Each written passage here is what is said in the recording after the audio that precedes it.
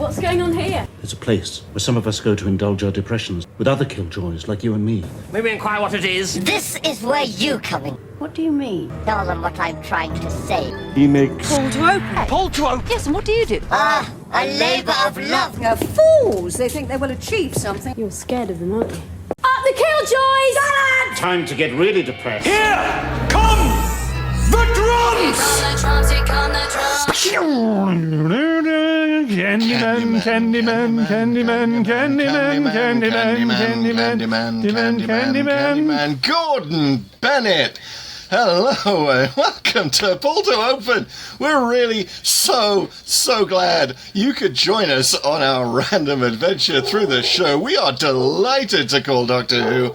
My name is Chris Taylor. I am just insanely happy to be here. Well, and I'm Pete Paschal, and I'm sad you're happy. I mean, I'm glad you're happy. No, I didn't mean sad. I didn't say sad. No. Point the fun guns elsewhere, guys. I'm very glad you're happy, and I'm happy. Oh, boy. This is going to be some happy times. This is today. Happy times. The Randomizer's making us so happy. By the way, pro tip, Pete, and anyone out there who needs to keep smiling through this podcast, if you stick a pencil in your teeth, it will make you smile. It just does it. You just feel happy. It's amazing. I'm surprised the citizens of Terra Alpha didn't use it. Anyway, whoops, spoilers. Spoilers, all right. Yes. We can't talk about anything about where we are until we've gone over where we've been. And that would certainly make us happy. Yeah, it's going to be a cheery time if we just talk about what we've done previously on Pull to Open.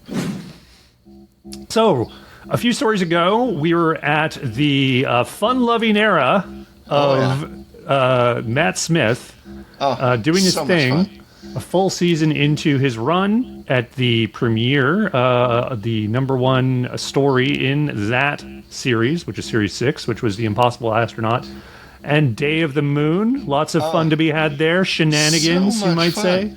Shenanigans, and it might become relevant later that this is the only episode of Doctor Who, the only story in Doctor Who history, that mentions a candy called wine gums. Popular British candy made by a company called Bassett's. They may become relevant in our adventure, but hey, there's more happiness to come. I just can't wait to dive into where we went next. Yes, and it's certainly enthralled and made happy anyone who enjoys those prehistoric beasts from 65 million years ago. Ladies and gentlemen, give it up for the invasion of the dinosaurs. Oh my God. Oh boy. Yes. Doctor Who fans are so happy about Invasion of the Dinosaurs. Barry Letts was so happy about the dinosaurs and Invasion of the Dinosaurs. He loved them. He was happy. I heard the dinosaurs themselves weren't too thrilled with their own depiction in that one, which might have actually led to their extinction. Come to think of it, if they were such sourpusses about it. So. Happiness will prevail. Happiness will prevail. Happiness will prevail if you go back to the Invasion of the Dinosaurs podcast, where we had an actual dinosaur on as a guest to tell us the answer to that about whether it was lack of happiness that wiped the dinosaurs out, or was it Adric? The debate continues. Anyway, where did the randomizer point its fun gun next? Oh, it actually jumped into some cheery times, getting between the now and the now, all the moments that you could slip into and maybe even teleport objects. But what I thought was just everybody was having so much fun. But the person having the most fun was the Master, and that was in the Pertwee 6-part epic, The Time Monster. Oh my goodness, there was so much happiness there. I mean, Stu was very happy with his Moroccan burgundy. Tom Tit. Tom Tit was a happy name for a time technology. And the Master was just, he would not have been gunned down in the streets by any sort of police force seeking to enforce happiness, would he? No, he would always freeze the time. And honestly, he was just having way too much fun. Let's be real. But then we had to move on from there, and we have come to perhaps the pinnacle of happiness, cheeriness, and all good nature here in the Doctor Who canon. We're at Season 25, Serial 2, The Happiness Patrol. Yay! The crowd goes wild. The Happiness Patrol. Of course, you know it. You love it. It's top of every Doctor Who story chart. No, it isn't. You probably are listening to this thinking, what? Oh, that's a McCoy, isn't it? Oh, I meant to get around to watching that one. As did I. Well, let me tell you, I'm so happy. No spoilers, but I'm so happy that we did it. And please don't send us anywhere more happy than this, Randomizer. I don't think I could take it. So actually, this was like in your time and relationship with Doctor Who where you perhaps weren't so happy, as I recall. That is a scurrilous rumor planted by the undercover happiness police. I happy quit Doctor Who at the beginning of the McCoy era. That's what it was. You were just on such a high. I was on such a high with Colin Baker that it just sort of kind of continued for me at the time as a kid. I was 13, it's a very happy age. Well renowned as that. 13-year-olds are just so happy. So that, they're never like triggered by something that happens on their favorite TV show. But yeah, Sylvester McCoy era. I gotta say, we'll get into the story in a minute. We've got a few things to housekeep first, perhaps a few happy tortures to have. But I will say, the intro has never gotten any better for me. I'm sorry. Oh my god, I can hear the sirens right now. They're coming. Oh, you're talking about the credits? The opening credits of McCoy, where they just, it was sort of like what you would do if you were an evil villain trying to destroy the show named Doctor Who, and you sent this sort of set of credits back through time to the 80s, and you got like the worst CGI, and the plinkiest synth, and the McCoy wink, which... honestly, it's funny, if they had a different sort of more traditional time tunnel, darker episode opening for the McCoy era, this synthy candy one would have been perfect for just this episode. You know what I mean? Yes, yeah. And it would have been hailed as a genius move. Oh my God. To do this sort of cotton candy opening that was actually just the opening for this whole era. I love that. That is my new happy headcanon. There's an alternate universe somewhere where that exists. Yes. Oh, thank you. It might be Inferno Earth, though. So thank you for making me happy. I didn't think it was possible, but Pete, you made me happy about the Sylvester McCoy intro. Well, the fun's just starting, my friend, because we need to move on to that merriment of mirth, the section of the show where I get to happily torture you with emojis, and those emojis will correspond to the title of a Doctor Who story. Yes, it's the Whomoji Challenge. Oh, that's such a happy musical sting. I love it. Wow. I'm so happy to do this that I'm strapping myself to the table.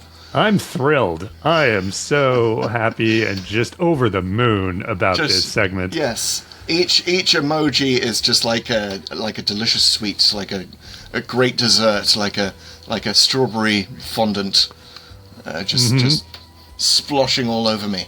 Oh, agreed. I want to stretch it out. At all. I think this will be the next 27 minutes of the show, at least. No, I think there can be too much of a good thing, and not too many desserts in a row. We're gonna do a Whomoji that is just the right size for this podcast. It is a 4 emoji Whomoji. Oh, bite size! I love it. And I'll just get right into it because I can tell you're ready. I'm being so strapped ready. down as you are. Okay, the first emoji is an elephant. Elephants are happy creatures. Second emoji is a sailboat. Oh, I'm always happy when I'm on a boat. Okay. The third emoji is an eye. And then the fourth emoji is a mouth. And I'm going to put all that in the chat.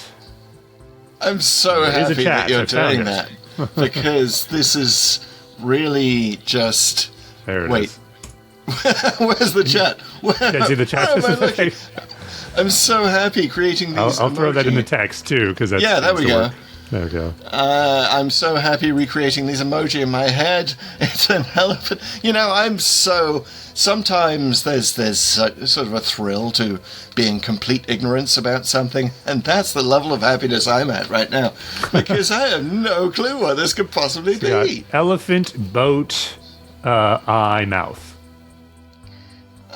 I mean, something about the boat makes me want to say Carnival of Monsters, but I know there's not an elephant in that. There is not, and it's not Carnival of Monsters, but you're kind of getting warm in a sense. Ooh, okay, so we're talking Pertwee. No, maybe. I'm talking about the word carnival. Oh, it's got to be the, is it Thin Ice? It's Thin Ice! Oh, I'm so happy I got that so fast! But I didn't know that was going to be such a giveaway on the clue. But yeah, Frost Fair. Yep. And, obviously it literally starts with an elephant. It does. You're correct, sir. Actually, I can't remember if that was just in the cliffhanger for the previous episode. No, it isn't. No. Or was it? Anyway, it might have been the next time on, but yeah, I remember the elephant. I was so happy to see it. Boat, sort of the waterway, and then the creature, of course, is mostly visually conveyed through an eye and a mouth. So, good times. Good point, yeah. And good work, Mio Fitz, who has been waiting ever so patiently to get his emoji on the show from a review they left a few months ago. So thank you so much for that.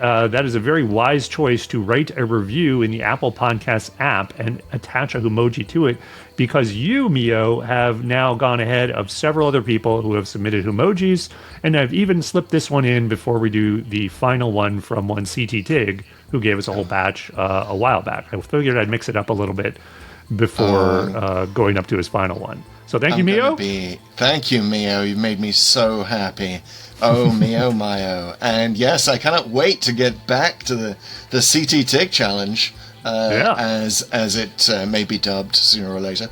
But you too can be just like Mio and CT Tig, of course. You can submit your emojis via the Apple Podcasts app or on a comment on any of the places you can find us on social, or even Spotify, where you can comment, as well as YouTube.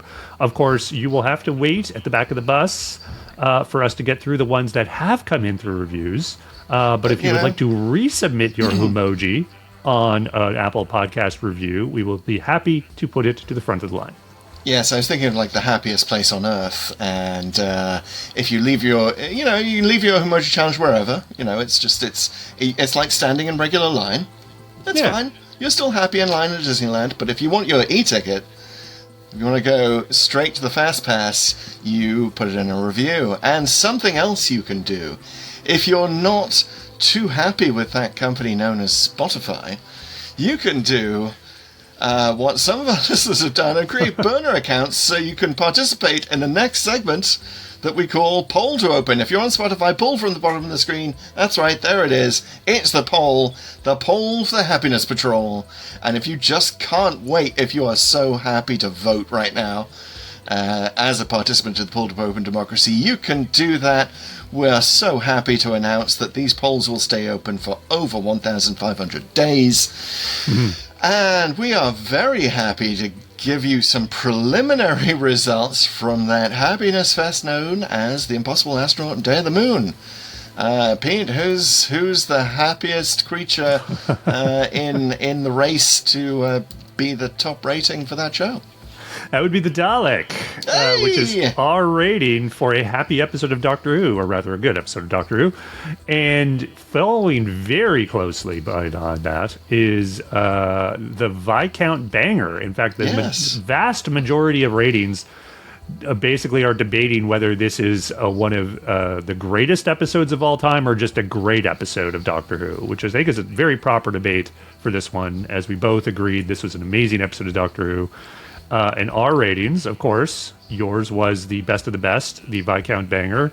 And I gave it a hybrid. I said it was a Dalek banger hybrid with a little bit of a Riddler costume in there because it's such a mystery. Riddler Dalek. Yes. Yeah. I'm going to be happy to go back to that podcast to listen again to understand the meaning of the Riddler Dalek. I feel that's what the Well, it's Riddler just such a Dalek wants me to mystery do. wrapped in an enigma. There's so much kicked off here of like questions that you want answered, which now we know the answers to, but it does it in an expert kind of way. So even putting aside the answers that we eventually got to those questions, which are debatable in terms of, their quality, I guess, the setup was genius and very well executed.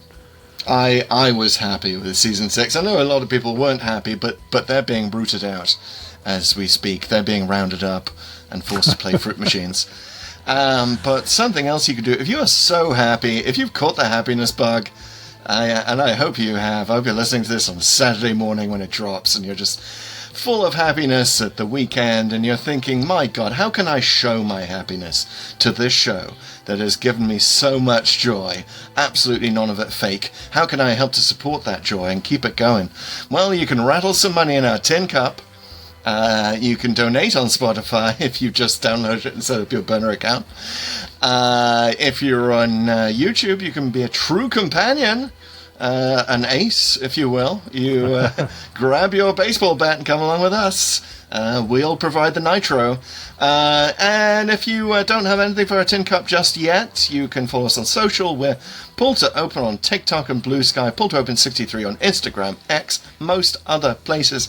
And we are having such a happy time on there. We would love it if you join us. Oh, we'd be overjoyed. Let's be real. Let's Sweet. be real. Well, yeah, and let's get to the next gloriously satisfying part of the show where one of us just talks about the show. That just gives some commentary and we have discussion. Yes. That's all it is. And there are no time limits because you'd be really unhappy if you had time limits. But there are... No, I'm afraid there are time limits. I'm sorry. Terra Alpha has some rules, and we've got to obey them. And what this means, Pete Sigma... I love rules. I see you're wearing your badge, Pete Sigma. Good one. There you go. Yeah. Staying in the right zones, too. From off-planet, you're standing in the right zone. You're in the waiting zone, but while you wait, you can summarize the Happiness Patrol for us in the segment we'd love to call TLDW. Too Long Didn't Watch, Too Long Doctor Who. Now, the Happiness Patrol... You may remember it, like most McCoy-era things are like a 4-parter, but this one's an odd duck. It's a 3-parter. And since we only allot 30 seconds per Classic Who episode, that means, Pete, that you have the unenviable task, the happy task, of summarizing the whole of the madness we call the Happiness Patrol in 1 minute and 30 seconds. How are you feeling about that, sir? I'm feeling great about it because just like the Doctor, I'm going to bellow this out at high volume while I'm sort of fake laughing to make sure I do it in a satisfying way for everybody because I know everyone really wants to hear that. Oh my goodness. Well, I'm going to cheer you along by doing the giggle from the giggle in the background constantly. It's a game time decision though on exactly how I do it. I might just go traditional on this one because traditional is often the way to go when you want to maximize happiness, I think. I heard that I believe traditional is traditional is to spend 30 seconds on the cold open, but we're in Classic Who, there's no cold open. Even though the opening scene is a bit cold open-ish, we'll see if you include that, but are you ready, sir? Are you ready for this? Yeah, I'm going to get rid of all my windows. Yes. No notes, that's how we do it here. Fire up Judy Flying Garland, solo. get happy, get yourself pumped. No support from Galactic Center. We're just going right into this. You've got your own census, and don't listen to what they say about how many people have been disappeared during the TLDW.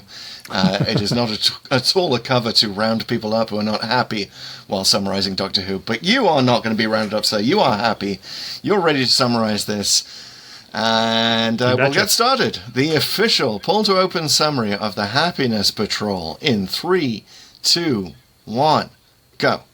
So the Doctor arrives on Terra Alpha, an Earth colony in the future, because he's been hearing weird rumors about this thing's going bad here. He and Ace are really quickly captured by the Happiness Patrol, which are these sort of enforcement Gestapo of Helen A, who is the ruler of this whole colony, and she is basically enforcing happiness at gunpoint for everyone. It's kind of a thought police totalitarian regime. There's a guy there named Trevor Sigma doing a census, and he's actually recording all the people who have been disappeared by Helen A's regime. And there's also the Candyman, who is her chief executioner, who kills people via sweets.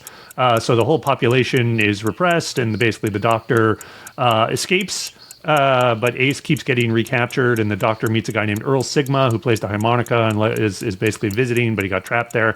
And he plays the blues often, and the Doctor learns more about the place, and there's these people underneath in the pipes. They're called the pipe people, and they're the native life forms that were sort of relegated there because of all the sugary stuff that's being mined. So the Doctor gets Earl to bring the drones who work the factories to come to the Happiness Patrol auditions where Ace is going to be executed. He frees her and then basically gets everyone to sort of not trust each other, even within the Happiness Patrol. The regime collapses because of all the chaos the Doctor is sowing, and then Helen A tries to escape, but she ends up essentially being defeated, and the Doctor and Ace jaunter off. Is jaunter a word? Chaunter? I think I meant saunter off. So they saunter off saying happiness will prevail. I'm so happy that you did that, and I'm actually not happy to report that you missed out Fifi. I missed Fifi, and I missed what happened to the Candyman.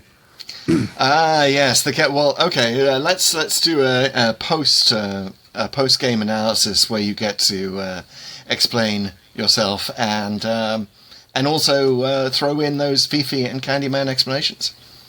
Yeah, so Fifi is Helen A's dog / creature, seemingly another creature that's native to the planet, or maybe she brought it. I don't know, it's never really clear. Although it does get clear, I will say, a lot of things are clearer when you read this.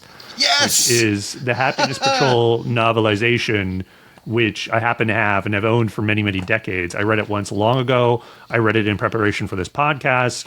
I would honestly, if you're interested in the Happiness Patrol and you like it, and you haven't read it, it will definitely fill in a lot of gaps. Another thing that fills in gaps, which I also5highly recommend, is the special edition on the Blu-ray, which puts in a bunch of deleted scenes and also some updated effects. And I'll get into those in a minute.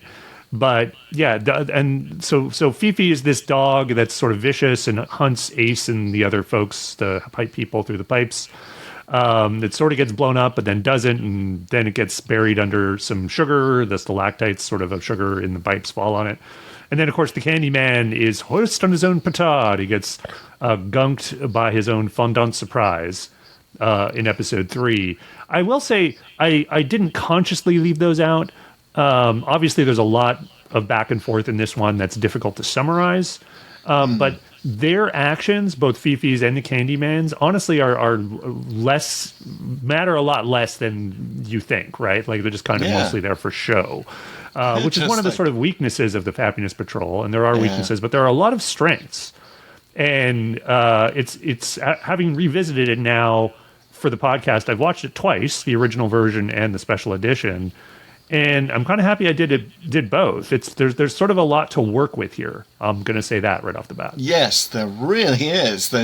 We are getting, if we could have some special effects right now of some CGI goo, some sugary goo coming in on our heads, we would, because that's what it sort of feels like. We have a rich feast. We have an embarrassment of desserts to talk about. With the story of the Happiness Patrol, we have the very subtle political parody, which many people have said over the years might possibly be, but the showrunners have always denied that it's Helen A is supposed to be Margaret Thatcher. No, they haven't. Everyone has straight up admitted it's Margaret Thatcher. We'll get to that. But yes, I'm so happy you brought up the Target novelization. I listened to the audiobook of the Target novelization, read by Rula Lenska, a fantastic actress who's also appeared in Doctor Who, has a special place in my heart for being part of the Hitchhiker's Guide to the Galaxy radio series. Does the voice of the Vogons. She does amazing male voice. She has such a wonderful deep voice. Like you have to keep checking yourself. Like this is. Oh yeah, let's get an actress. But that means like she's got to register, she's got range all over the place. It's really a perfect narrator for this. And and as you say, Fifi becomes so much more important, and not just like a refugee from Jim Henson's workshop, when you realise that she's the last of her species. Mm-hmm. Yeah. And that's why Helen A is so sad at the end. Yeah, and apparently Helen A found it in the mountains or something like that, and then, Terra Alpha ended up, colonizing and destroying big parts of the planet. It's implied. Well, it's not implied, it's just said. And so the species died out, and this is supposedly a very vicious predator that, for whatever reason, this wild beast has taken a liking to Helen A. Geez, I wonder why. So there's a lot of like you said, there's a lot of unsubtleness about the Happiness Patrol, particularly in the portrayal of Helen A. I will say this is the very rare case of a classic Doctor Who episode that I wish was longer. Yes. It is 3 episodes. It really needs to be 4. It really does. It does. There is so much that was left on the cutting room floor, like even the special edition, which adds back a lot of those deleted scenes, because obviously a bunch of them were cut just for time. Yeah, tell me about the deleted scenes. I'd love to. There are many, and particularly episode 1. Like, this is the thing about the Happiness Patrol. It goes so fast in a sort of throwing in characters, and, you get Trevor Sigma, you get the Candyman, you get Susan Q, and Priscilla P, and all and there's just too much coming at you to sort of process, frankly. And you're kind of like, who is this? Good example is like, as soon as Ace is recaptured by the Happiness Patrol and taken to the zone where she's kind of getting talked to by Susan Q, and Susan Q's kind of like chummy with her. And she's like, you need to get some kind of routine going and smile or use your dimples or whatever. And you're kind of like, who is this? And it's missing a scene, a bridging scene, where she is escorting Ace there, and she takes a moment to listen to the blues that Earl Sigma's playing.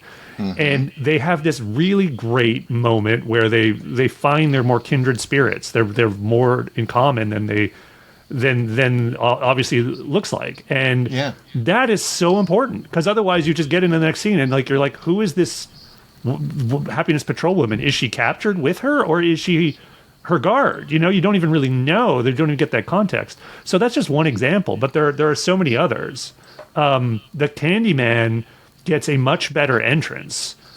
He basically scares away Trevor Sigma, who is the guy who is doing the census.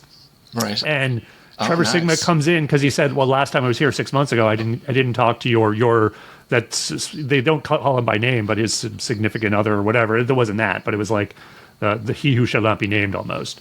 And then the Candyman just strides out, and he's like, and just scares him away. He's like, get out of here. I'm that person, and you get out. And it's like, it's like, oh, wow, this guy's kind of really imposing, like right off the bat, and you get his sort of attitude.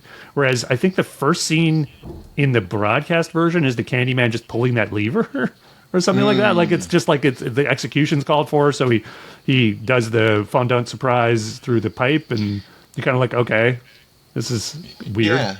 Yeah, it is a bit weird. His introduction's a bit weird. He is not at all. Should we start with the Candyman, because he seems to be hovering over my shoulder, quite literally. Let's feast on the Candyman. Let us divide the Candyman into his licorice all sorts components. Pete, by the way, first of all, let's do one of a few tiny but sweet history corners here. Are you familiar with Bassett's and licorice all sorts? I'm not. Okay, so Bassett's is a British company. They make licorice all sorts. They have a character called Bertie Bassett, who has been on TV for years in advertisements. He is made of licorice all sorts, including one that is very much like this piece. If you can see on the video, I'm pointing at the Candyman's crotch, and very much like the one on his head with the little dots. Like right, the abdomen, shall we say? Yes, you could totally. Actually, no, not the abdomen. Is this sort of weird, like robotic? Oh yeah, you're right. Well, that's covered. more like the chest. Yes. Yeah, so like the Candyman's hips are just like this giant, a licorice all sort if it was the eye of Sauron, basically, is the Candyman's groin. And his head is one of the licorice. Now, I have a complicated relationship with licorice all sorts myself, because I hate licorice, but I love sugar as a kid. So licorice all sorts were always like a demon's bargain of a candy. Interesting. But what I went through a while where I loved black licorice, but never mind. Anyway, so Bertie Bassett, first of all, we should say what the history is here. The Candyman was an obvious homage, you would say today, but rip-off, you would say in the 80s, of Bertie Bassett. Which, is it though? Well, maybe someone, I don't know who the designer has come out and said that. My thing, well, give me the history corner and I'll give you my take. Go.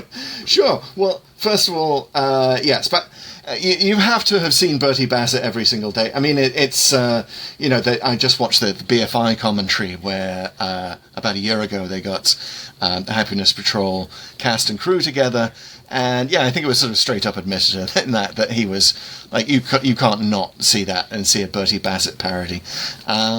Bertie Bassett's a weird character. I've gone back and looked at him for this podcast, looked at all the old ads. He's constantly like dismembering himself.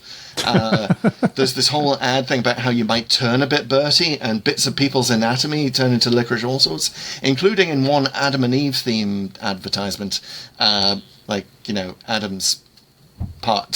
member turns into a licorice all sort. Like that's how racy British ads get. Right? Okay, so luckily the Candyman did not have that. But here's the thing. Bassett's complained, and I think this makes them knocks, because, and the BBC promised. This is why you have not seen the Candyman in New Who, because I'm sure we're all chomping at the bit, as it were, pun intended, to see the Candyman again. But you can't, because the BBC promised to never use him again, so that they wouldn't get sued.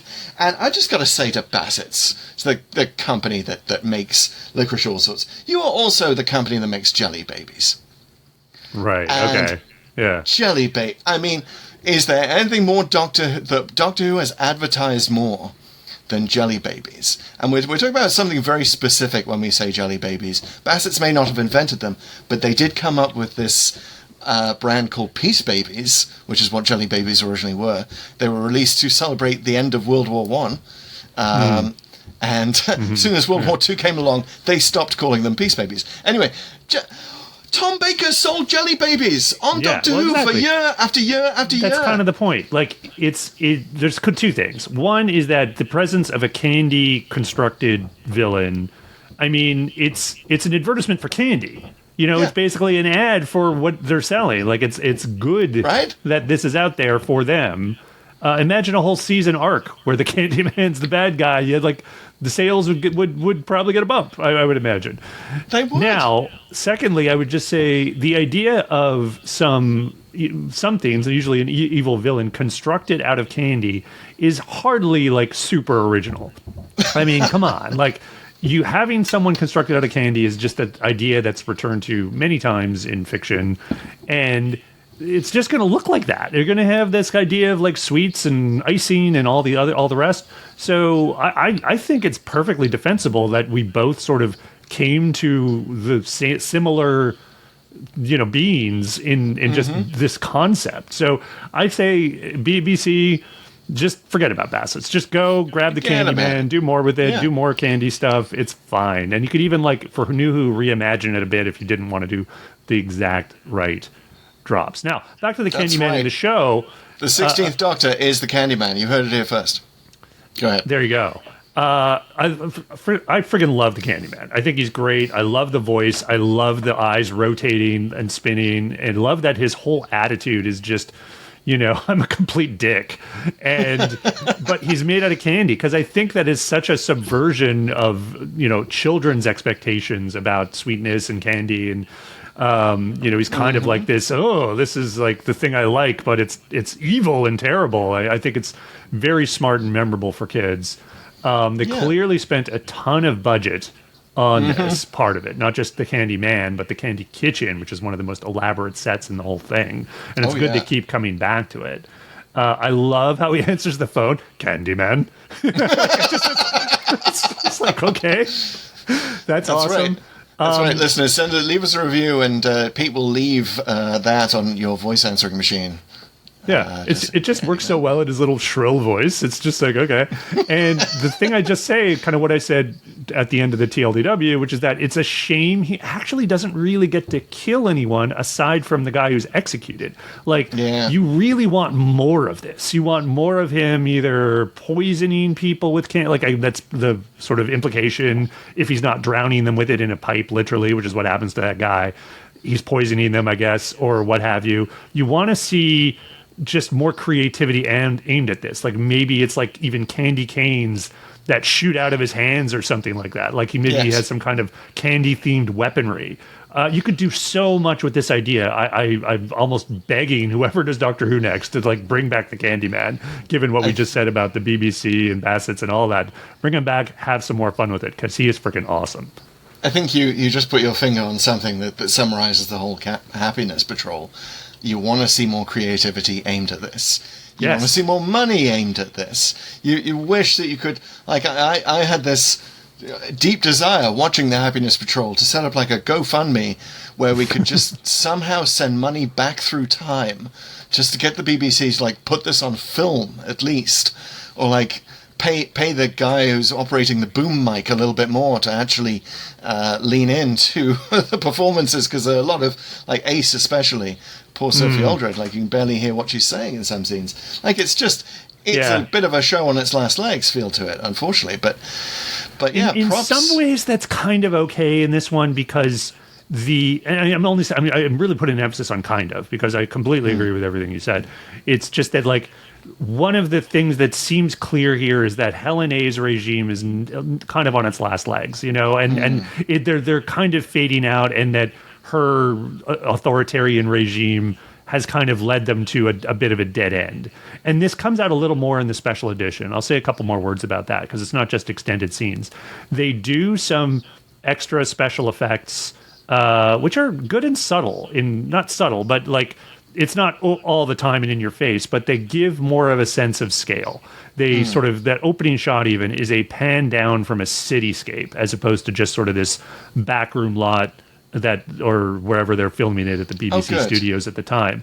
And they do this repeatedly. There's these big, clearly CGI, but decent CGI, sort of pictures of buildings, neon signs, Helen A's complex essentially is great. It's sort of this big, sort of semi-parliament inspired building, but it's got a big red banner with her face on it out front. I mean, it's like just some really smart sort of choices to kind of like emphasize what they couldn't do back in 1988, which is there should be a better sense of scale here. Because again, like you said, this is, and it's not just the Happiness Patrol, obviously. It's like this era of Doctor Who.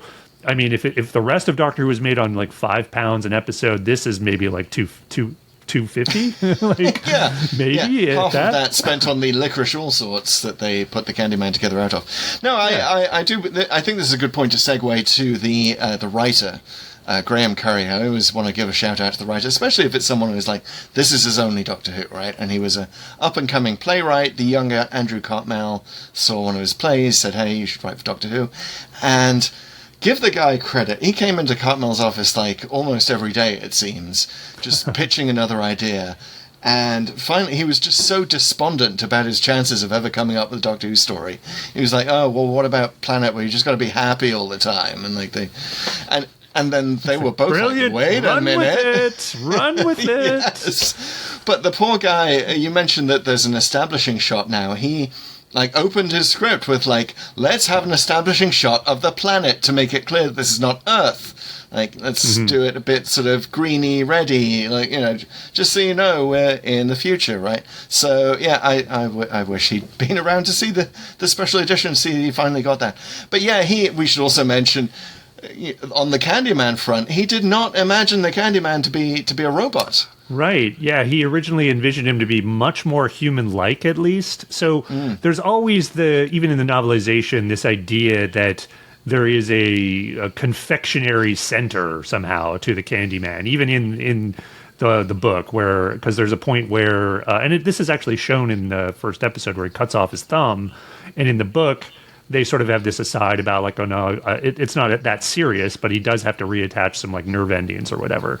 And so that's a weird kind of thing, and makes more sense. It only makes sense, honestly, if he's a construct. Yeah. And in both cases, he's something. And then in the book, they make it very clear that Gilbert M. In both places they make it clear he made him, but Gilbert M. There's a little more backstory in the book where it's like he was fleeing something that went wrong with his colony that he was responsible for, and he was a scientist, right? Yeah. His partner was someone who just apparently just was deeply injured. I honestly forget this part, but he did bring essentially his remains and his brain back with him. So whether it was his remain, like he said, sort of in the show, even that he brought his bones in a suitcase, which is a little weird. But basically, he crafted the Candyman out of his sort of ex-colleague or ex-rival from this other colony, which is kind of like really creepy. And again, you could do even more with that with more time and more money. Right, yeah. I mean, just one extra episode, we would be able to squeeze that backstory in, and especially with the deleted scene of the Candyman, you'd be much more aware of the Candyman as like having 3 dimensions, as it were, not just being a thin slice of hazy sugar. But yeah, he was supposed to be more of an more of a human-like creation in the original script. You've got to say about the script to the Happiness Patrol, it's like no other Doctor Who script ever. In both good and bad ways, and the good and bad ways are often the puns. Like, there are some good jokes here, and there are, I wanted your opinion as a dad, as a dad joker extraordinaire. How would you like to give us your ratings of the dad jokes in the Happiness Patrol, and do you have a favourite? You're gonna have to fire some off for me. I can barely. It's mostly McCoy, right? McCoy is like doing all of that. He seems like a sweet fellow, the Candyman, all of that stuff. It's like, it's really basic level. You could do these puns with your 4-year-old kind of stuff, right? I mean, I think some of it works really well, sort of more satirically. I mean, it's not quite a pun, but I'm glad you're happy you're glad, and all the. Even the vocabulary of the fun guns and everything else, I think that's fine and works really well. I do think the sweet stuff can get old. That's actually one point where if you're going to do it the whole time, maybe 3 episodes is too long. But I mean, I think the greater point of having like the campiness leaned into here very deliberately, but it's done in other places in the McCoy era, like we did Downfall of the Bannermen, and there was some of that. So there's sort of this artificiality in sometimes with the McCoy era.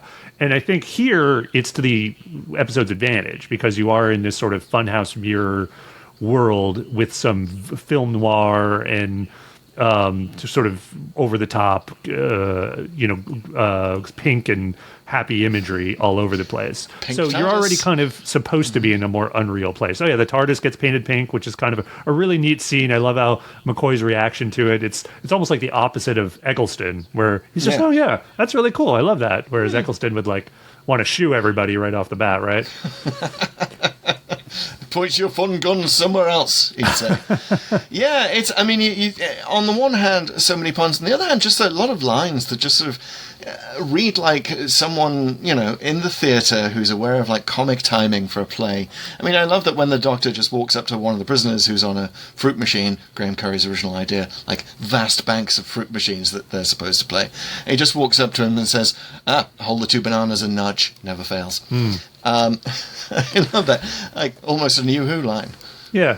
But like I say, with that dichotomy, I think, again, it works really well in places with the sort of dark imagery with Silas P. and he's kind of trying to win over folks, and then really quickly blows his cover with everyone he talks to.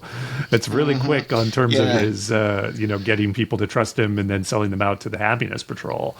I will say again, this is not just a symptom of it going too fast in episode 1. Even with the stretched out version, I think it makes very little sense for the Happiness Patrol to kill him right off the bat. They just walk up to Silas P, and I guess because he's looking glum, because Earl just smacked him with the harmonica, and this seems to be why they kill him. That provides a little bit of backing into the whole concept of this colony and Helen A's regime and what the Happiness Patrol are.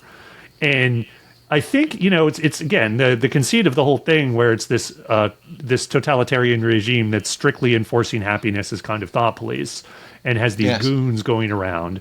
Very smart.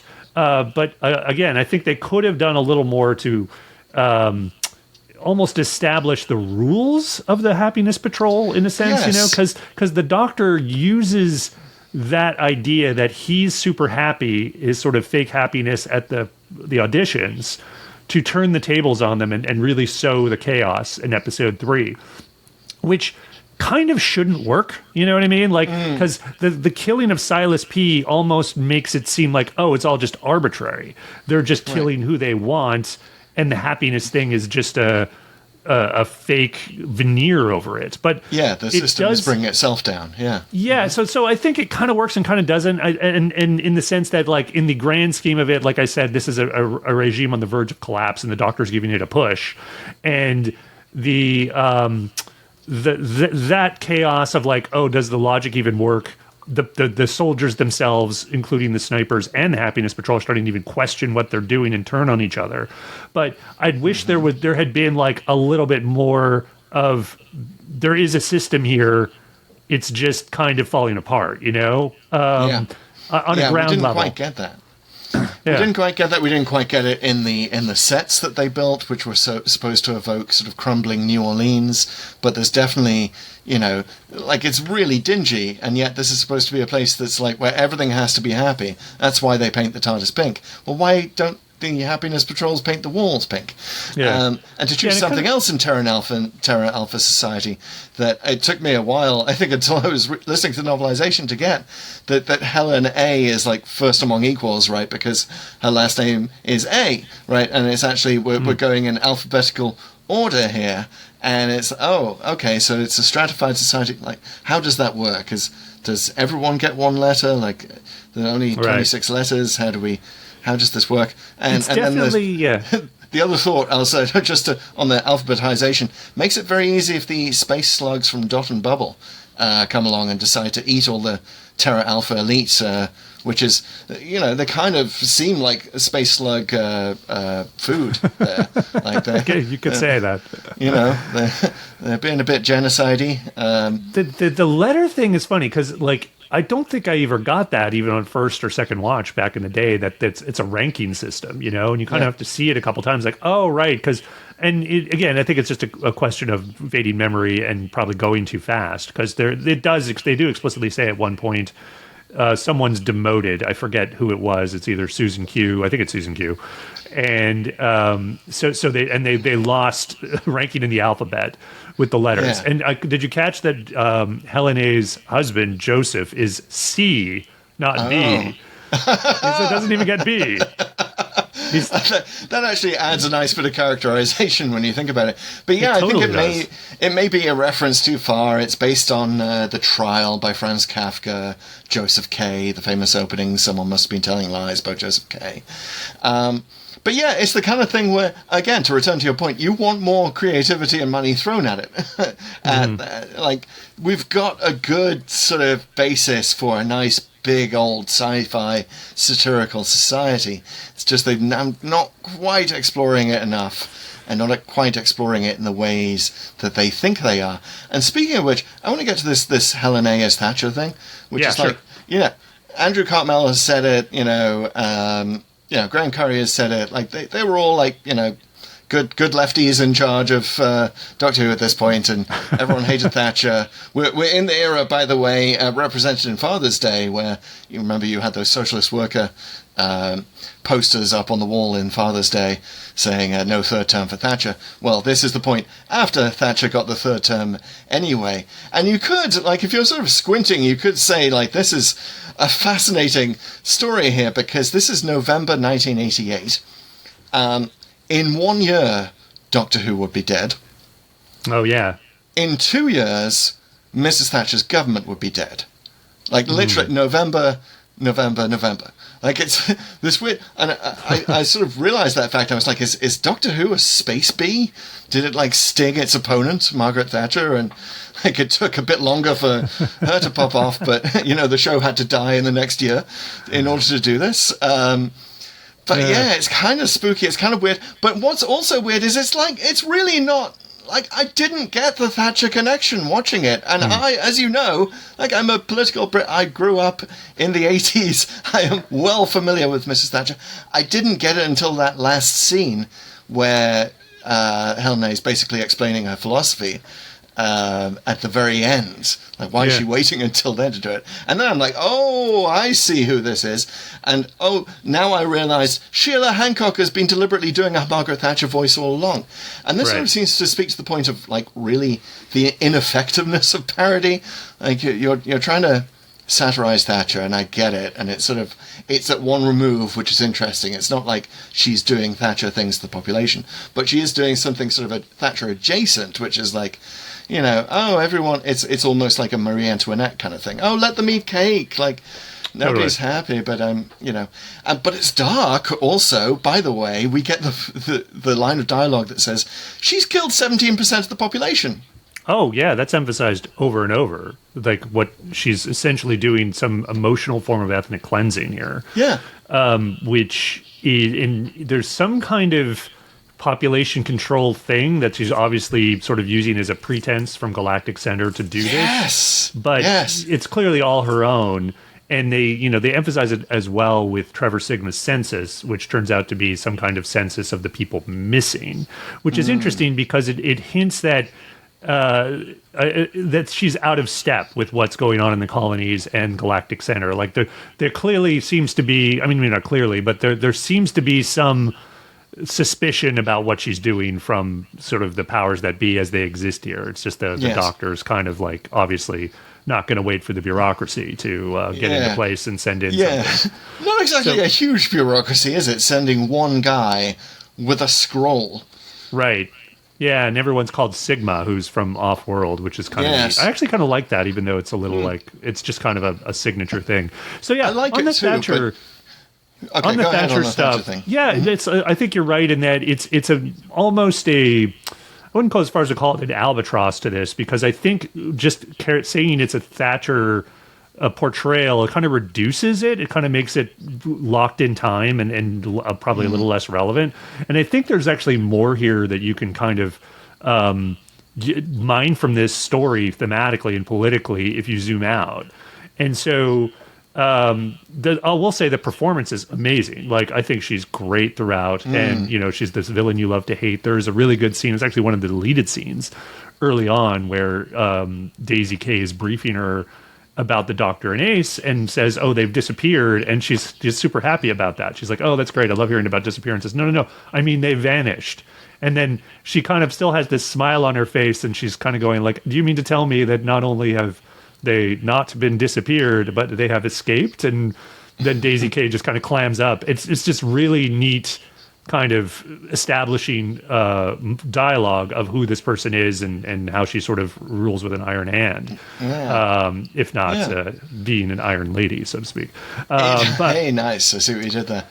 But yeah, I think there's other like political things. Like, obviously, there's other political things you can mine out of it. I know there's been commentary that, you know, there's maybe some LGBTQ stuff going on here. I mean, yes, there's a lot of pink, there's a lot of gaudy, campy imagery. Again, if we're doing some commentary on that, I think it's a little confused. You know, because they talk about the person who's being executed, right? Who had an expression of public grief. And you could say that, was he like coming out as his true self or something, and then he's persecuted for that? I think it's a bit of a stretch, especially since like the regime itself is kind of, already over the top and arguably maybe even appropriating gay culture or something. So I think it's a bit thin going in that direction. There's not much there, and there is. I think it's the discontinuity guy that claims there's a pink triangle on this guy who's being executed, but that's also been debunked, right? That it's just people are seeing things in his costume that aren't there. I think, exactly. It's not there, and it's. I think they might be looking at just sort of the. He's got a shirt over his pink T-shirt, which it ends up being kind of a triangle. I mean, it's a lot. It's a lot to stretch it. I think the discontinuity guys also mentioned like the Candyman is an avatar for capitalism, and you can kind of understand that because it's like sweets and there's branding and all this stuff, right? But really, like the whole regime is totalitarian. Like there's no private enterprise here. There's no markets. Like this is. Doctor Who has much more pointed criticisms of capitalism in its run. This is not really one of them. If anything, the Candyman is a tool of the state, just enforcing the regime.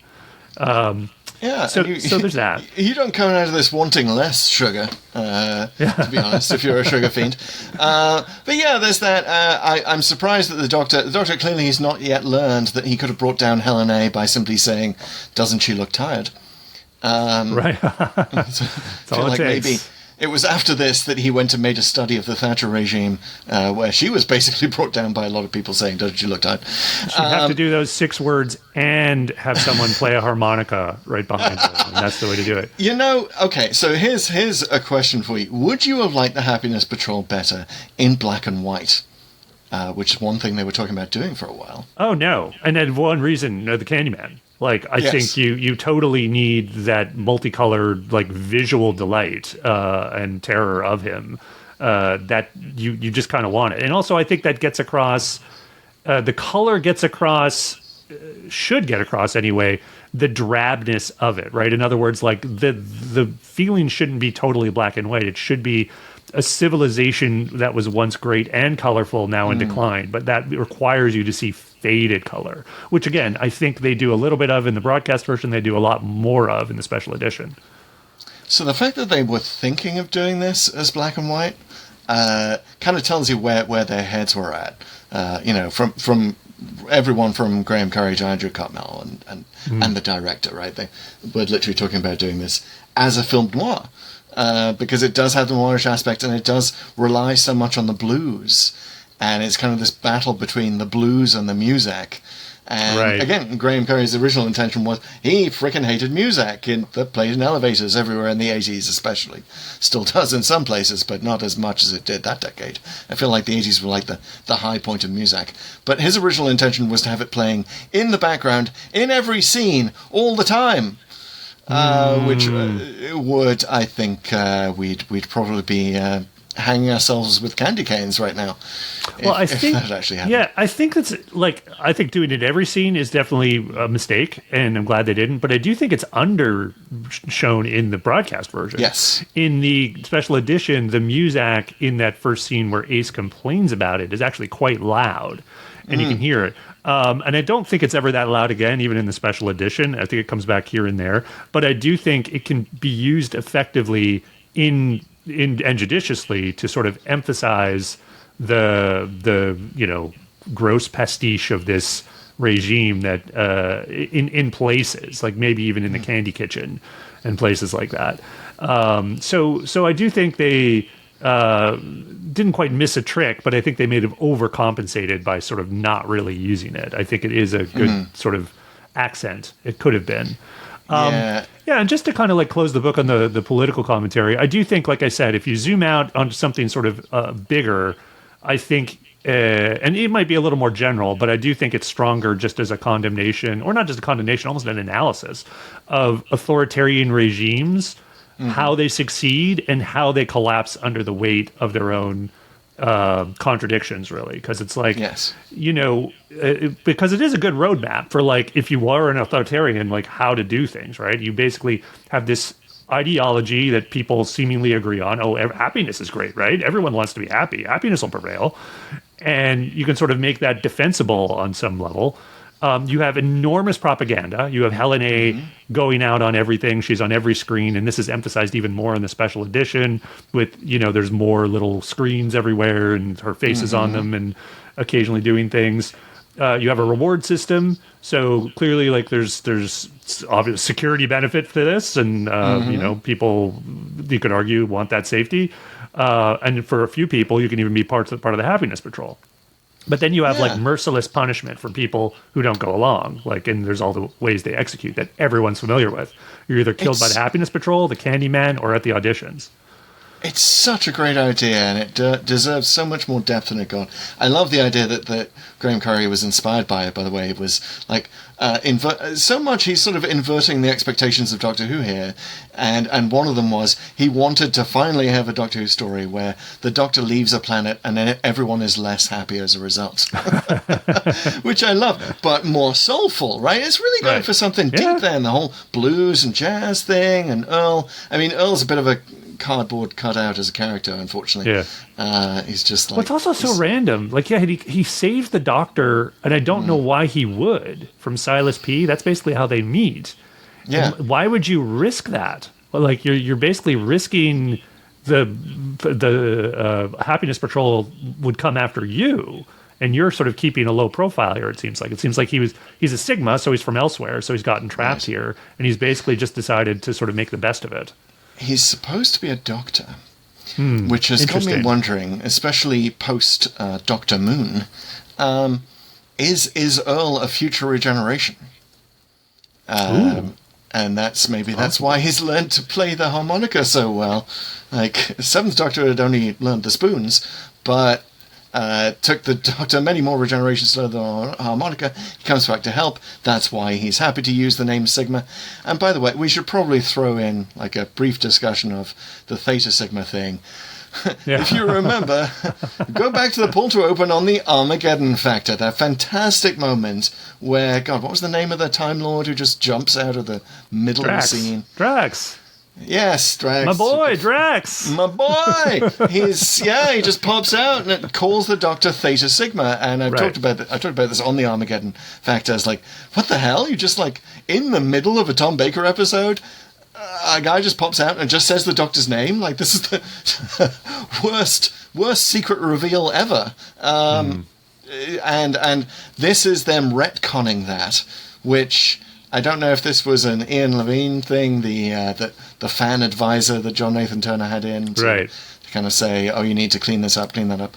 Like, how many people, though, do you think in 1988 were thinking about that one time in 1979 where the Doctor's name was revealed to be Theta Sigma and have been worried about it ever since? Yeah, I would like to know sort of how that played out, whether it was Graeme Curry who thought up the Sigma thing and then they said, oh, this is a good opportunity, or did they decide on Sigma because, I did read. We could, which was it? That it was the latter. That was the production office who inserted the need to reference Theta Sigma. So then they basically took that and decided to name everyone off planet as Sigma. Yeah. Interesting. Which is kind of nice. I mean, we did mention in the Armageddon Factor, like, Sigma's a good name for the Doctor. Like, it's, there's a lot of talk on certain podcasts of, like, Sigma males these days, and lone wolves. But it is kind of, it's like something other, something apart. Something unexpected. Well, I got it super nerdy there. I remember it's sort of a summation icon in advanced mathematics, too. And the Doctor is the sum of a lot of things. So I enjoy like that analogy. I like that. I like that the Doctor and Ace try so hard to get arrested at the start, but can't. Yeah. That's a funny scene. That feels very New Who. And I will say that to get to your point about like the ruthlessness of a regime that's imposing happiness, like this has an opportunity to be one of the best dystopias ever. You mentioned the 1984 comparison of like there's supposed to be more screens. Helen A is supposed to pop up on more telescreens. That was definitely in Graeme Curry's idea. But this was the late 80s. And I was thinking about what was I doing after I rage quit, happy quit Doctor Who in 1988. Well, I was reading Watchmen. With the whole imagery of which is like the smiley face with the splash of blood, and it's all about the death of the comedian.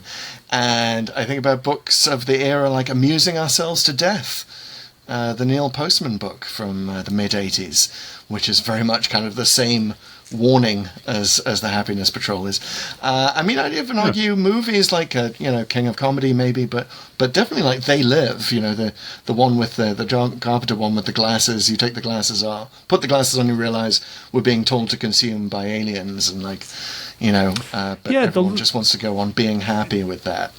Yeah, exactly. Feels and I think of a piece with this, right? It very much is. And so in that the late 80s had a lot of like culture eating itself stuff, certainly after like all the things that were arguably sort of, the Reagan era, over the topness, the me decade, the obsession with, wealth and whatever. Not that any of that was new, but there was sort of a new concentrated form in the 80s where everything got sort of fake.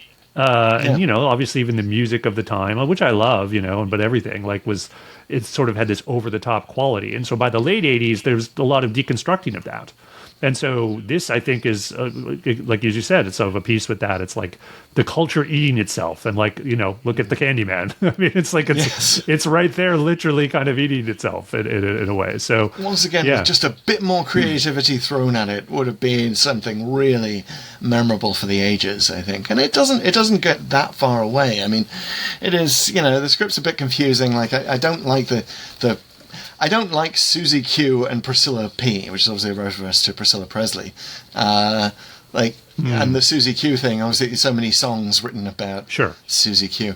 It seems a bit lazy that he's doing that. Yeah, and it's like, where's he going with it? Is it something bigger? And it's like, again, not everything has to be, some deep meaning, but it is a little like, oh, okay. That's your dad jokes right there. Yes, and did we really need the pipe people? We haven't even talked about the pipe people. I know, we haven't. That's a good point. I have like one note on them, which is that exactly that. Did they need to be there? I like the idea of backstory.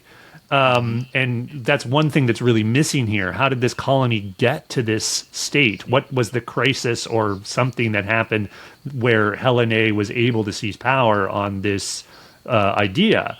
But I would much have rather they'd spent the time on the pipe people, on the drones, the protesters who are there in the city, and they're kind of marching, and you kind of wonder why. I mean, why they're protesting the working conditions, but don't they think they're going to get shot by the Happiness Patrol? And why would they think there's some security? In other words, I think there is a great C plot, I guess it would be here, and to sort of merge them into the plot and make that more relevant. And if you ditch the pipe people, and I would have much rather seen that develop, like that. This what is a typical worker person's life like here on Terra Alpha, and why they would want to revolt, even though it might mean certain death. Yeah, again, to go back to our GoFundMe for the Happiness Patrol, just one pipe person mask could have funded a bit more time with the Candy, or one extra licorice all sort on the Candyman's face, or something more wise allocation of resources on this would have done amazingly. And as it is, the pipe people's only purpose seems to be as comic relief when they learn the words Gordon Bennett from Ace, and that's what I wanted to slip into our second mini history corner. Should we do that? Should we do the full thing? Yeah, do it. Do your intro. All right, it's time for the Pull to Open History Corner. All right. Yes, thank you. Great musical sting. Thank you, Martin West. It's just an amuse-bouche of a history corner this week, which is just to talk about Gordon Bennett, which I don't know if Americans are familiar with the phrase Gordon Bennett. Ace says it several times, and then the pipe people have learned it, and that's how the Doctor knows that the pipe people have met Ace.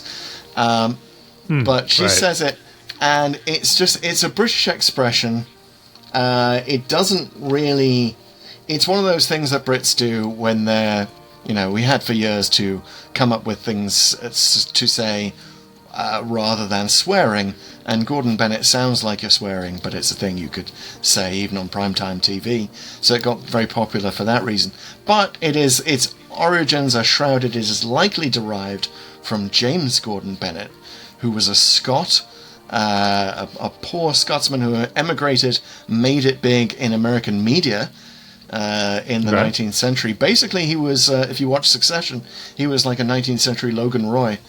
Left Scotland behind. I think it was the New York Herald he founded, and then his son had the same name, and he was sort of like, notorious for his activities. So yeah, that's why we got Gordon Bennett in this story. And if you be like the pipe people. I want all Pull to Open listeners to use Gordon Bennett in their conversation at least once in the next week. Usually is possibly while reading the news, it might be a good reaction. You just say, oh, Gordon Bennett. Wicked. Okay. Wicked. Evil, as she says at one point.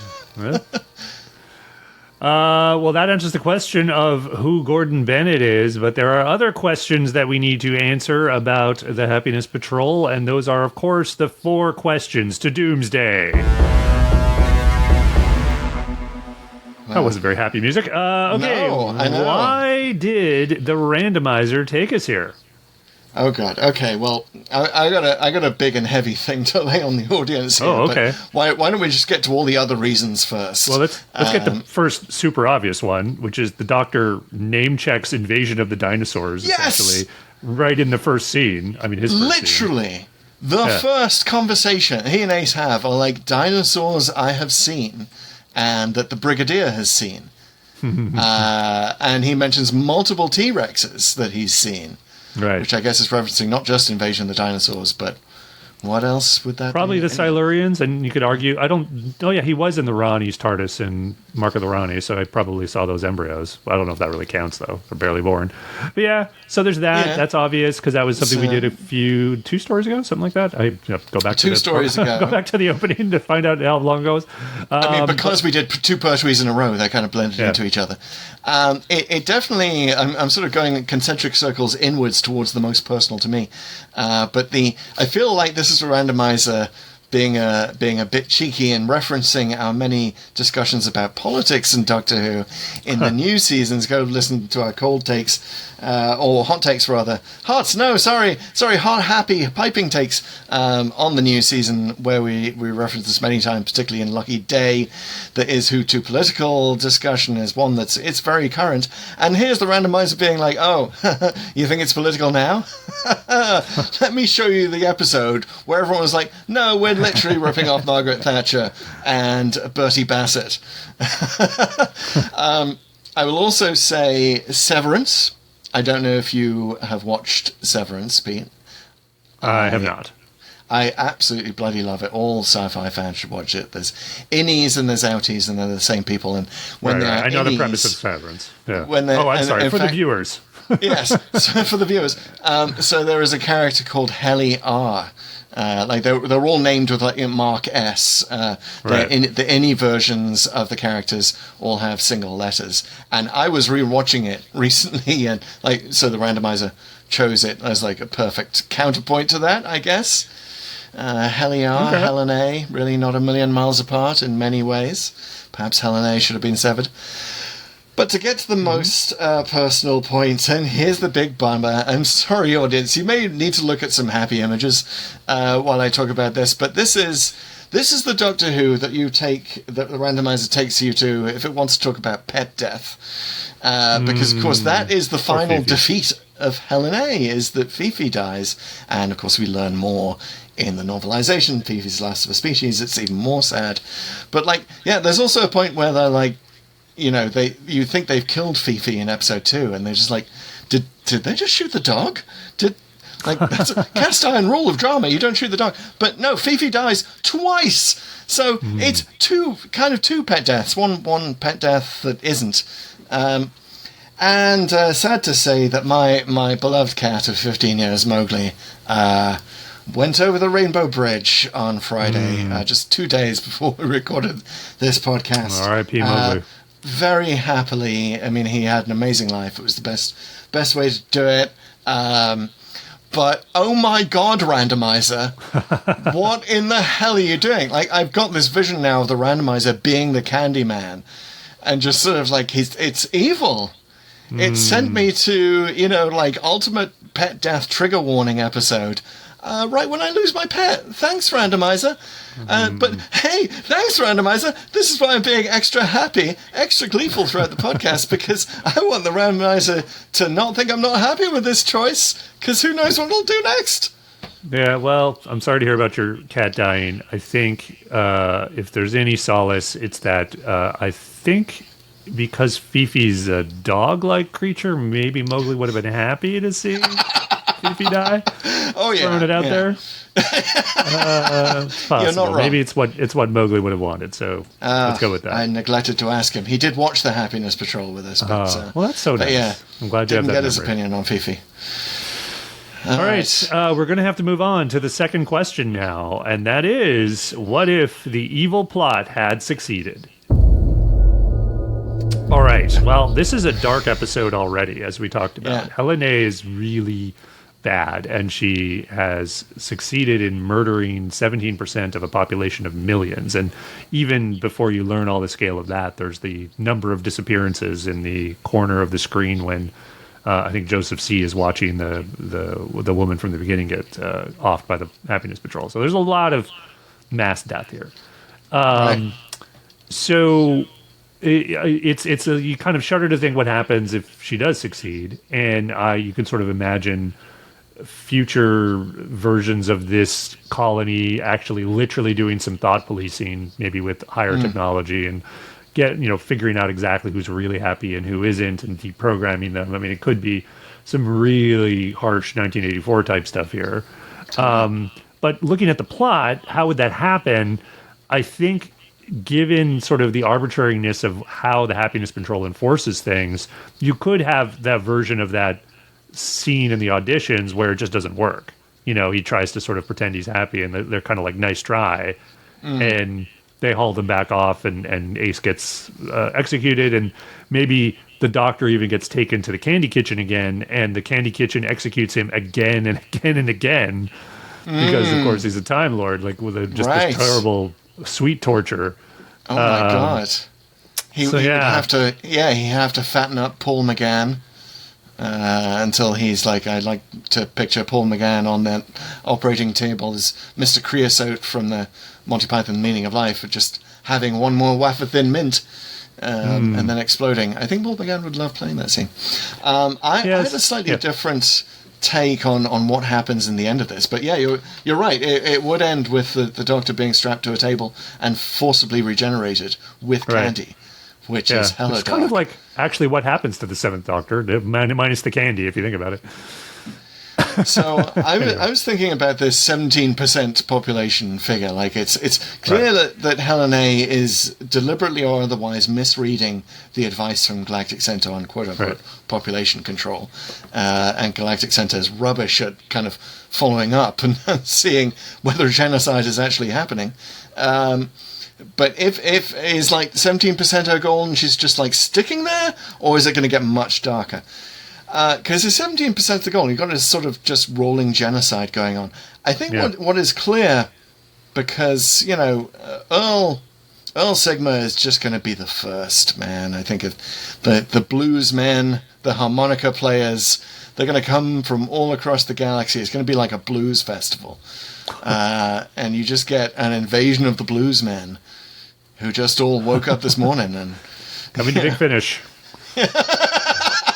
I actually would listen to that Big Finish. That sounds great. Call us Big Finish. But yes, I like that idea that because Terra Alpha would be like the darkest, like secretly unhappiest place on the universe, it's actually the best place to play the blues, and it becomes this, Helen A falls anyway, and then you get just this ongoing 24/7 blues festival for the entire galaxy. Nice. That's cool. And I guess that's another way, like her this is the thing, like her regime is on its last legs. It's sort of destined to topple. When we talk about like the evil plot succeeding, I find it's more like delaying the justice of it. So I like that idea that it's the blues fest that ends up toppling her regime if the Doctor doesn't do it. If she is going for like serious genocide, I think it's time to send in the Time Lords. The Time Lords still active at this point. They would not allow this aggression to stand, man. They would definitely send someone in, and I think the someone they would send in is Drax. And he just pops in halfway through. He's pretty happy. Episode. Yeah, he's a pretty happy guy. He's a happy-go-lucky. He's pretty cheery. But I just like the idea that he would come in and then go to the doctor like, "All right, Theta Sigma," and he's like, I'm telling everyone that's just my nickname. Don't Ixnay. Nice. The retcon in the retcon. Cool. All right. Well, that's some outlooks of what could happen to Terra Alpha if the Doctor did not shove off this regime in a single night, no less. But it's time to move on to the third question, which is, where is the Clara Splinter? Clara Oswald, of course, splintered in time at the end of the name of the Doctor. She is somewhere in every single Doctor Who story. Where is she in the Happiness Patrol? Oh my god, splintered in time like toffee splinters. Just no, she's there are so many places she could be in this. She could be in the Happiness Patrol herself, kind of instigating the eventual, downfall of the Happiness Patrol, where they just turn on each other. She's Clara O, somewhere in the background, like just spreading dissent. But maybe she's also, one thing we haven't said about Earl is he's bloody good at the harmonica. So good that, why is he not, in stadiums? Why is he not, launching his own blues career? Right. Why is he not appearing in the Interstellar Song Contest with his harmonica playing that well? It's certainly better than Dugadoo, people.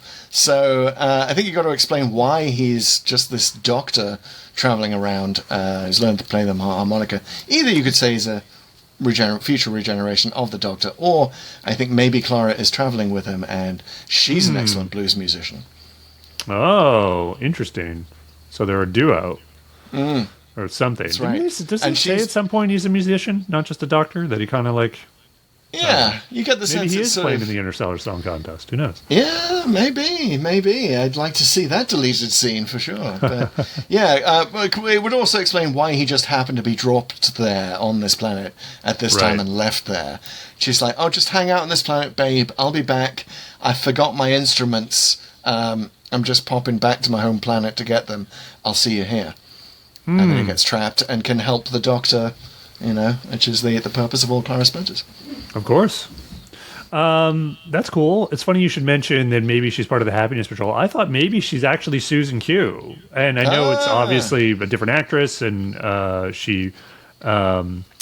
Leslie Dunlop did such a great job, and apparently hit it off really well with Sophie Aldred. They were friends for a while after this.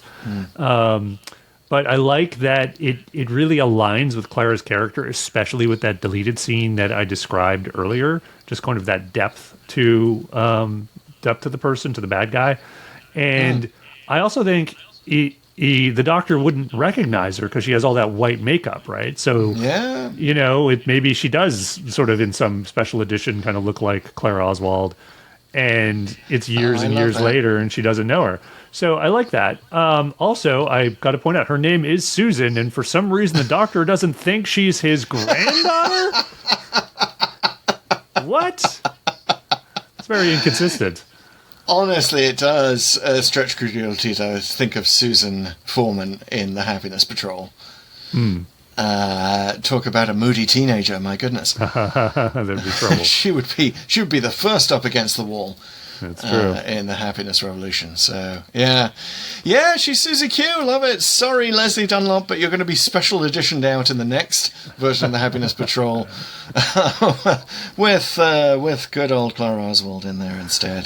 The splinter thereof. All right, vote now, but not yet. About that, we're going to vote about something else, and that's our next question, the final question. But we'll get to that just as soon as I tell you all about our website at pulltoopen.net, where you can subscribe to our newsletter. And our newsletter always has written notes about all the random episodes that we visit. There's always some material in there that we don't get to, so there is fresh content.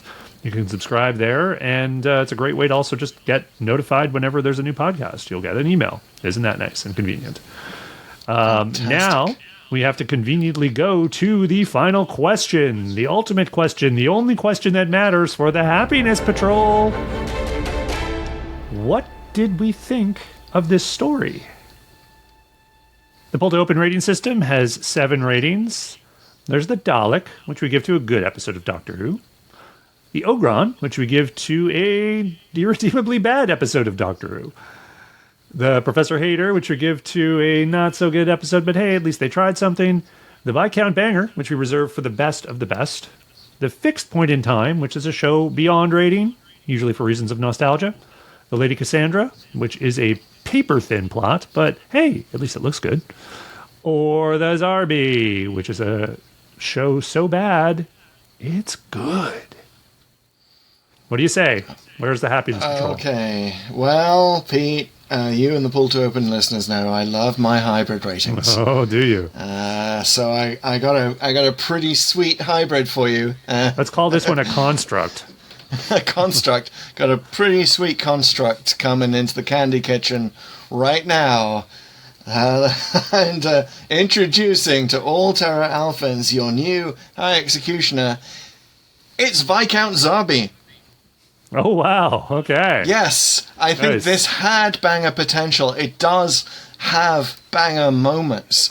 I want to be, as someone who rage quit the show during the McCoy era, at the beginning of the McCoy era, I want to be especially fair Sylvester McCoy. I think this deserves at least half a banger. The intent, some of the execution, it really holds up. A lot of the visuals really hold up. The colour of it, you know, the pink of it. In the era of Barbie, the amount of pink in this is fantastic. Like kids seem to love the 80s these days. It's really bizarre that we're talking about like as a bad musical period or one where culture was eating itself. Like kids seem to have settled on the 80s as being one of the greatest periods of music. So yeah, and this has that kind of vibe. It has like good 80s vibe to it. Yeah, I didn't want to also imply it was bad music. It was just kind of like a certain over-the-top style to it that I think everyone sort of can come back to at some point.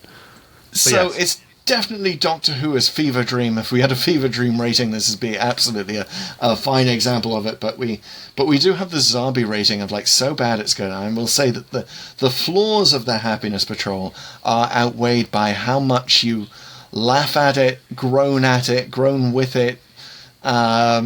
You're just going to have a happy time. Accidentally and paradoxically, if you put the Happiness Patrol on, even though its final lesson is like, you know, you're supposed to be okay with melancholy, people, sadness is cool, you still kind of leave it feeling a bit happy. So yeah, Viscount Zarbi. Nice. I like that. And it's actually very fitting with the sort of contradictory nature of this episode. Right. So exactly. So I'm going to, I like my straightforward ratings, but I will give this one a little extra candy flavor. I'm calling this one the Pink Dalek. Yeah, the Happiness Patrol went by the Dalek, gave it a good paint job, and it's looking pretty good. So it's very solid Doctor Who. I mean, this is the show, right? I think it's also emblematic of this show itself and the show of this era, which is, we're just going to go for it despite having no budget. We're doing our thing and having really crappy go-karts, and we're just going to pretend those are real vehicles. I mean, my God, I think we didn't even get to the go-karts, did we? Yeah, there's those little buggies in airports that I think have more maneuverability than what they had on the set. Beep. But the Doctor is very strong here. In fact, he's so strong, I think he overshadows Ace to a certain extent. I don't know if this is the best episode for Sophie Aldred, just because even though she's in it and she does some fun stuff, she's constantly captured and recaptured throughout, that it's just kind of, it gets a little monotonous, and the Doctor is left with all the sort of good lines. She's a little Pertwee-esque in the time she spends being arrested and thrown in jail. But Sylvester McCoy sort of really makes the most of his screen time. Like, he gets all that stuff where he's sort of singing a little bit, and then Earl comes in. I know he's not the great singer, but it's a good scene. I expected a better voice from Sylvester McCoy, to be honest. Sorry, Sylvester. A better singing voice was expected. And he gets to sort of bravely go in and out of the candy kitchen and defeat the Candyman. He does sort of use the thing on, again, this is why we want more Candyman. He's sort of too easily defeated by the lemonade one too many times. So that's a little unfortunate. But he's generally a great monster, and the guest cast is excellent. We talked about the politics. It's obviously more political than most. And the Thatcher impersonation does sort of date it, even though I think we can certainly appreciate the performance. But I do think the sort of bigger sort of political points that you can extract from it are timeless, right? Like basically the idea of you have dominance, therefore you're morally justified. Almost like the dominance justifies yourself, I think, is sort of this outgrowth, or whether it's an outgrowth or the fuel of authoritarianism, I think is very much there. And you can find that resonant in a lot of things, like certainly all like you don't have to look too far on politics, but like even online communities and that kind of thing, and the sort of vicious enforcement of thinking the same way. So I think that makes it super resonant and still relevant. This is a Dalek, and it just can't quite go over to the banger side of things because all the sort of weaknesses, again, it's more I want more, not that it's bad, but I can't quite call it like one of the best ever because of that. Yes, it's definitely, for me, it's like half one of the best ever. But like, I was surprised. Like, there's really mature concepts. Again, it's like it could have been a full banger if it had really just gone for it. You know what I mean? But you're absolutely right about the authoritarianism. And it doesn't get old. It is very, very, very relevant in our world. And also it gives you, it's kind of a manual for defeating authoritarianism, which you are surprised to find in Doctor Who, which is have demos. I love that they call them demos. And the aces into demos. And I like actually that the regime is like, no, we're okay with protests. It is a bit weird because, like, obviously people on protests are not being happy, but you do have that scene with like the Happiness Patrol deliberately turning a blind eye to it because they think if you just let these demonstrations happen, the drones will just be satisfied and they'll go back to work, which is what a lot of authoritarian regimes think right up until they're surrounding the palace with pitchforks. Totally. Cool. So we're going to have to leave Terra Alpha as much as we wanted to stay and develop it a little more. But no, it is time to move on, and we need to get back in our pink-colored time ship and activate our randomizer.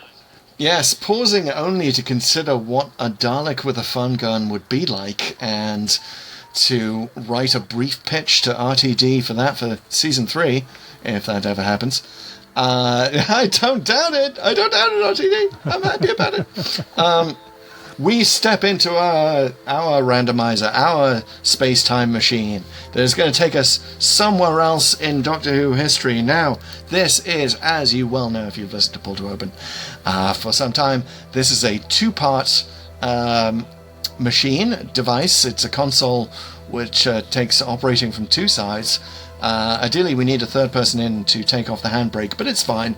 It'll still dematerialize. It'll get us there. But Peter's sitting at the controls of one part of the random engine, which is the codex. That's the list of Doctor Who stories in sequential order. Pete, how many now do we still have to do? How many are we going to be so happy to watch? So now that I've marked out the Happiness Patrol, we have 172. 172. That is such a happy number. By the way, there we go. The other Severance connection.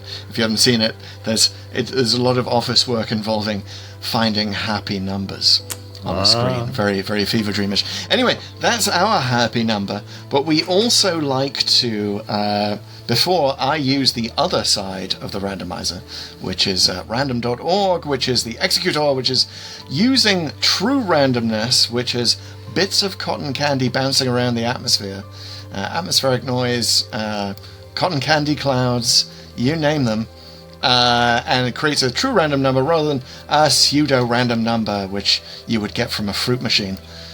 Don't listen to those numbers. But before I hit the generate button in random.org and get a random number between 1 and 172, we like to issue our please, the randomizer. Please, randomizer, no more pet death. And thank you very much. That'd be good. But also, here's what I'm going to say. Here's my... I'm going to kick this off with... This, because of the amount of licorice all sorts in this, and the thinking about Bassett's, and the watching Bassett's commercials, I've been thinking a lot about jelly babies this last week. Okay. I've been Interesting. subtly looking for jelly babies in all my British food stores. Can't find it. Can find it online. I have decided because of this, by the way, I remember that lovely scene in Murder on the Orient Express where Peter Capaldi offers jelly babies in a cigarette case. Because of the Happiness Patrol, because of thinking about jelly babies, I've decided that's going to be my thing at cons going forward. I'm just going to walk up to people with a cigarette case, offer them a jelly baby. So I'm going to say, Randomizer, there are a number of Doctor Who stories that mention or feature jelly babies. There are. Not jelly beans, not gummy bears, jelly baby. If you've never had one, people, it's worth it. It's like this soft sugar thing. You're thinking gummy. No, it's not gummy. It's like this delicious. You can just bite through them in one They're bite. sweet. You eat them. Yeah, love it. Love a bit of... Are you familiar with jelly babies, Pete? I've had jelly babies in the past, yes. Yes. Oh, yes. Have I had jelly babies? Are you a head biter or a leg biter? This is what people always used to ask. Definitely more of a head biter. I'm very Yeah. traditional. Yeah. And I only had them like once or twice after finding out about them via my favorite television show. So, yeah, good All right, times. so that's my request. You want to go to Give us Jelly Babies? That's a it? jelly baby episode, yes. All right. Well, I'll sort of stay with the candy theme. And I'm just going to say I want candy, but not in the sense of I actually want physical candy in the story. Like, what is the Doctor Who story equivalent of candy? This one was probably a little more stakey. This is a lot to work with in terms of storytelling and politics and all the rest. What is a candy episode of Doctor Who? Well, something light and airy and just sort of goes down really quickly and maybe gives you that smile. But probably there's not a Something- lot there. Yeah, something mostly made of glucose. Yeah, I like that. What is Okay. Yeah, brilliant. You've taken the metaphorical approach. I've been way too literal. That sounds about right. All right, give me a countdown, sir. We'll find out where we're going next. All right, in 4, 3, 2, 1. Off with his head! 83. Ooh, 83. I think we're right on the Ooh, line. interesting. We are at Tooth and Claw. Oh my goodness. That's right. No jelly babies in that, I think, but certainly a lot of chomping. Yeah, there's some chewing of the scenery, perhaps. Maybe there's some candy here. We might find it. You know, it might be Yeah. hidden in the castle somewhere there in Scotland. They're in Scotland. Yes, we're going to have some bad Scottish accents. Well, and some actual Scottish accents. Like Yes. the one time that David Tennant actually got to use his real accent Oh my in goodness. the series. Well, we will times. find out if Queen Victoria is amused. Maybe she's amused enough to amuse herself to death with some candy. But yes, yeah, that's funny. We've gone from the Happiness Patrol to someone who is very much not amused. Not happy. She does not. She creates a patrol of sorts. She gets That's the alien right. patrol at the end of this one. You So- could call Torchwood the Unhappiness Patrol. I love it. Hey, there's the connection. There it is. All right, folks. Oh. Thank you so much for tuning in and listening to this episode of Pull to Open, which is a podcast. Podcasts are great things to subscribe to or follow, but the absolute best thing you can do is share it with a friend. So please do that if you know friends who enjoy the program Doctor Who. That's right. Be sure to You're gonna make follow them us on... happy. That's right. Follow us on social, Pull to Open or Pull to Open 63. Subscribe to our newsletter at pulltoopen.net. Thank you, Martin West, for our music. You always make us sound a little more professional.